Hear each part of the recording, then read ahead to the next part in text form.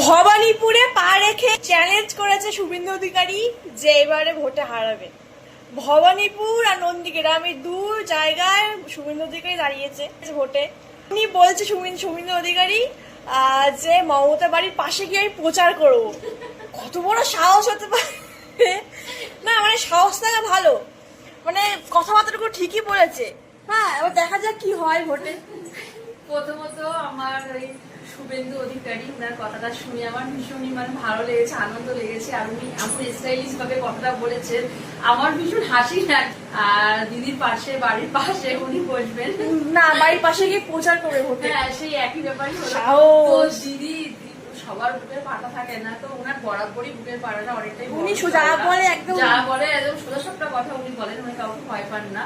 আর উনি খুব সুন্দরী কথা বলেন। তৃণমূলই করতো, এখন বিজেপিতে চলে গেছে। একসময় দিদির সঙ্গে কাজ করতেন, এখন হয়তো বিজেপির দলে এসেছেন, উনি যোগ দিয়েছেন।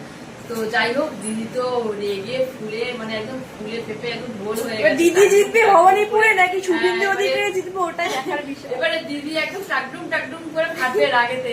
আর কি বলবো, দেখা যাক কি হয়। সবাই চোখ রেখেছে কবে ভোটের যেদিন দিদি এটাই বলবো, দিদি ভীষণ রেগে যাবে।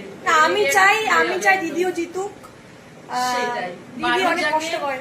মানুষ যাকে ভালোবাসা দেবে তিনারই জয় হবে। ঠিক আছে, দেখা যাক সাধারণ মানুষ কাকে ভালোবাসা দেয়, সেটাই আমাদের দেখার। সবাই সেদিকে চোখ রাখছি, দেখা যায় না কে জিতবে না জিতবে। একদমই তাই, মানুষ সবাই যাকে ভালোবাসবে মানুষ তাকেই ভোট দেবে, এটাই আমরা জানি।